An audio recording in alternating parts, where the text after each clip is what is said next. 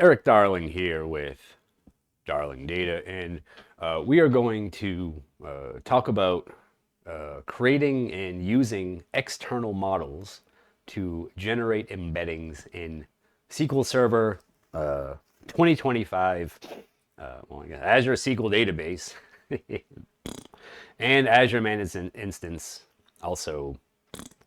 But there's a good reason for that. And it is something that I am glad we are able to do, but it takes a little bit more work than you might be into. Um, so, up until now, at least in these videos, there's been a minimal coverage in the full course, right? The full course, Get AI Ready with Eric, which you can use this wonderful coupon code for, and this coupon code exists down in the video description. Uh, there's a bit more coverage on and including like Python scripts and all the other stuff you need in order to generate embeddings externally and then get them into SQL Server, which is to be honest is much more efficient, right? Because there's all sorts of things you can do uh, external to SQL Server that are a lot faster than the things you can do inside of SQL Server. However, doing things inside of SQL Server has many conveniences, so long as you are able to prep your environment to accommodate such conveniences. Um, so SQL Server 2025 can generate embeddings natively. We have two new functions, create external model, which allows us to register a provider with which we can call these things. And we have the AI generate embeddings function, which allows us to generate vectors natively in T-SQL. Which both of those things sound just dandy, don't they? So there are some benefits here. Like you don't have to do any Pythoning, which honestly, if you're doing this in SQL Server, like you probably just have Claude Code write you some Python to do the other stuff, right? Like you don't actually have to know Python. You have to spend some time making sure the robots get stuff right, but like the robots are good at stuff like Python, C Sharp, things like that because like those languages are a lot easier for robots to deal with. SQL they're terrible with. There's a lot more, or rather, there's a lot more debugging with SQL than there is with other stuff, and they can fix the other stuff. Like if you're like, hey robot, run this script, and like the script has like hits an error, they'd be like, oh, well, I can fix that. With SQL, you're like, hit an error, and they're like, dog, you're on your own. But you can do some stuff with AI generate embeddings, right? Like works in triggers, works in store procedures. It's integrated with transactions, and the deployment is a bit simpler. In the full course, I teach you how to do all this. There are some external dependencies that you will need to do this stuff. I think like the biggest thing is that OLAMA is only like set up to do HTTP requests, not HTTPS, and this stuff requires HTTPS. So you need another program to sort of sit between like SQL Server's calls in OLAMA to like get past the HTTPS requirement there. In the full course, I teach you how to do all that.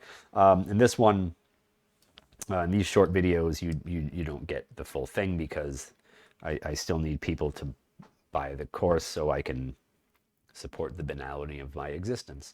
So we've got the new SP configure setting called external REST endpoint, and this will tell us whether it is enabled or not. We have, of course, enabled this because we've done this all before.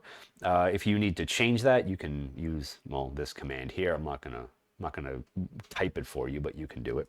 And then you will also need to create an external model. I am not going to drop and recreate mine because I like mine just fine. But this is generally what it will look like. If you were doing this just locally, it'll look like this. If you're using like OpenAI, there's other stuff to it, but I don't stop giving Sam Altman money. Like my sometimes friend Andy Pavlo was posting pictures on Twitter about like going to the OpenAI offices, and for a company that lost $9 billion or something last year, they if I could lose $9 billion too. Like they bet on that. But don't use OpenAI. Stop giving that man money. But this is generally what it would look like if we wanted to do something locally. For the purpose of this course, I'm using this model. So that's like you won't use this. You'll do something else. I'm using OLAMA to do all the processing, and I have a little local webby thing set up to do all this for me. All right, so this is the location of the where I send stuff to get a response back that's a vector form, that's a vector data type, or an embedding rather. You can see what models you have registered, right? If you run a fancy query like this, right, and you will see that I already did all this stuff, so I got all this stuff in there. Man, that did that a while ago, huh? Yeah, I guess so. But the end result, once you have done all of this stuff, is that you can generate embeddings in SQL Server. Now, if we go over here, and you can just ignore that because I had to do something else stupid, we've got some other stuff running over here, right? And if we run this, I got to select the whole thing, I suppose. If we run this and we go look at these, well, we should. Normally you see a little bit more action in here. Yeah, that was kind of boring. I apologize. But we get back a string, right? So we said, hey, SQL Server, I want you to generate some AI embeddings for me. And I want to know what the embedding for how do I optimize SQL Server performance would look like. And I want you to use the model that I set up with create external model. That's this thing up here.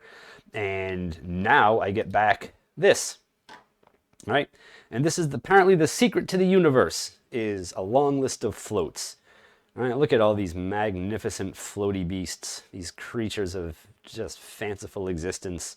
We get back 1024. Well, yeah, because they don't start on line 1 up here, right? They start on line 2. So because the model that I chose,